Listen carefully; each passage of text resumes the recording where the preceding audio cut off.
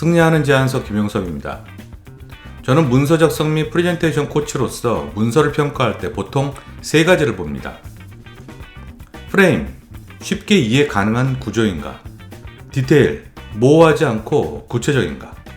그리고 마지막은 메시지의 임팩트가 있는가입니다.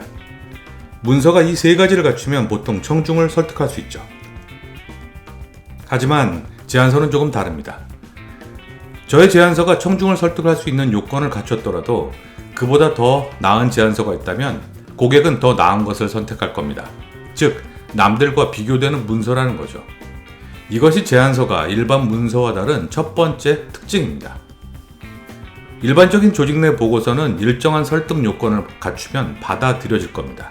즉, 절대평가로 스포츠의 기록 경기와도 같습니다. 반면 제안서는 기록보다 상대적인 우위가 필요한 순위 경기입니다. 따라서 경쟁자가 어떤지 파악을 하고 그에 대응할 필요가 있습니다. 나보다 전력이 강한 상대를 만난다면 어쩔 수 없이 무리수를 두면서 공격적으로 나서야 승산이 있을 겁니다. 반대로 내가 강자라면 무리 없이 안정적으로 가야겠죠. 제안서를 자주 쓰는 분들은 보통 내 경쟁자가 누군지 알고 있습니다. 매번 경쟁 PT에서 마주치기 때문이죠. 그럼에도 경쟁자의 특장점을 파악해서 대응하려는 노력은 상대적으로 소홀한 것 같습니다. 제안서의 두 번째 특징은 낯선 청중을 위한 문서라는 겁니다. 우리의 일상보고서는 이미 잘 아는 청중 앞에서 보고됩니다. 게다가 같은 회사면 업무나 주제의 백그라운드를 따로 설명할 필요도 없죠.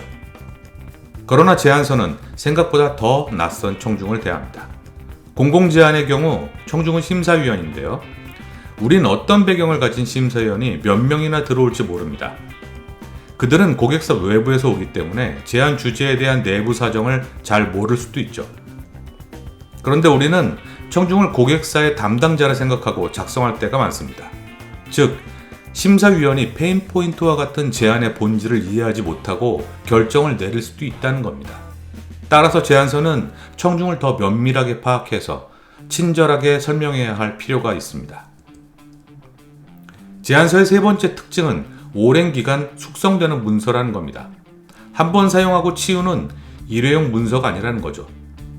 고객사가 다르더라도 비슷한 내용과 상황이 계속해서 반복됩니다. 그래서 같은 경쟁자에게 전과 같은 논리로 계속 이기거나 집니다. 그리고 제안서 내에서 매번 나오는 조직, 연역, 실적, 레퍼런스 같은 회사 소개는 이전 제안서 것을 그대로 복사해서 사용하죠. 내용의 중요도가 낮고 시간이 없어서라는 이유 때문일 겁니다. 이 모든 것들은 지속적으로 업그레이드 되면서 강해져야 합니다. 하지만 대개 제안 조직들은 개별 제안에 연연하는 경향이 있죠. 이기거나 져도 그걸로 끝인 경우가 많습니다. 승리나 패배의 원인을 분석해서 다음으로 반영하는 대신 말이죠. 이렇게 제안서가 일반 문서와 다른 세 가지 특징을 알아봤습니다. 정리해볼까요? 우리는 1년 내내 비슷한 제안서 수십 개를 쓰는데 매번 만나는 경쟁자를 상대하면서 과제를 잘 모를 수도 있는 청중과 대면해 잘 알려진 규칙으로 대결합니다. 마치 메이저리그 야구팀이나 영국 프리미어리그 축구팀처럼 말이죠. 이들은 한 게임에 연연한다기보다 시즌 전체를 준비합니다. 끊임없이 상대를 연구하고 그들을 상대하기 위한 전술을 익히죠. 제안 조직과 제안서도 마찬가지입니다. 위에서 얘기한 세 가지 특징을 염두에 두고 저는 제안을 크게 두 방향으로 접근합니다. 하나는 환경에 따른 전략 측면이고요. 다른 하나는 제안서 역시 문서이기 때문에 문서가 갖춰야 할 기본적인 요건을 갖추는 겁니다. 제안서는 경험적으로 알아낸 경쟁자, 청중, 제안의 규칙 등 세 가지 환경을 고려해서 전략과 프로세스, 조직이 갖춰져야 합니다. 전략은 시즌 내내 경쟁자를 제압할 수 있는 제안의 기초 토대이고요. 프로세스는 제안 본연의 작업에 집중할 수 있도록 하는 효율성을 뜻합니다. 조직은 전략과 프로세스 수행에 능숙한 훈련된 조직이라야 하겠죠. 이를 바탕으로 제안서를 작성합니다. 쉽게 이해가 가능한 구조인가? 모호하지 않고 구체적인가? 그리고 마지막은 임팩트가 있는가입니다. 이게 제안서를 바라보는 제 관점입니다. 한 경기에서 이기는 것보다 시즌 전체에 위닝 스피릿을 가지는 것이 중요하다고 생각합니다. 앞으로 남은 강의도 이 관점에 따라서 진행될 예정입니다. 자, 제한은 위에서 예로 들었던 경쟁 제한만 있는 것은 아닙니다. 제한의 범위는 생각보다 넓죠.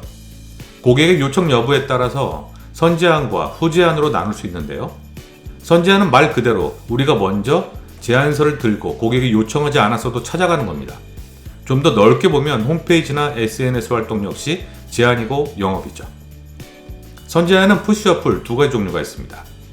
푸시는 영업사원이 직접 고객사를 찾아가서 표준 제안서를 가지고 영업하는 것을 뜻하고요. 풀은 포털의 검색 등으로 우리 홈페이지나 SNS 채널로 고객을 끌어당겨서 다양한 정보를 제공하는 형태입니다. 근데 그 역시 제안서의 일종이라고 저는 봅니다. 후제한은 고객이 제안 요청을 해올 때 시작됩니다. 거기엔 고객사에서 요구하는 엄격한 룰이 있죠. 우리가 보통 경쟁 제한이라고 부르는 형태입니다. 후제한도 공공 부분과 일반으로 나누어 볼 수 있습니다. 일반의 경우엔 제한 요청을 낸 기업이 임의대로 룰을 정하지만 공공 부분은 훨씬 까다로운 대신에 일정한 요건을 벗어나지 않습니다. 여기 나온 선제한과 후제한 4분면에 모두 해당되는 회사들이 많을 겁니다. 개인 사업자인 저조차도 그러니 말이죠. 어느 한쪽에 극단적으로 치우치지 않고 이 4분면의 균형과 일관성을 유지하는 데에도 주의를 기울일 필요가 있습니다. 보통은 경쟁 제한에만 몰두하는 경우가 많죠. 저는 앞서서 제한을 바라보는 두 가지 관점에 대해서 얘기하면서 제안서가 일반 문서와 다른 점 세 가지를 들었습니다. 그리고 지금은 제안의 형태에 대해서 얘기한 중이고요. 앞으로의 강의에서는 좀 더 복잡한 후제한을 주로 다루면서 저의 관점이 어떤 차이를 만들어내는지 보여드릴 예정입니다. 다음 시간엔 그 관점의 핵심이 되는 제안의 사이클과 프로세스에 대해서 설명해 드리겠습니다. 감사합니다.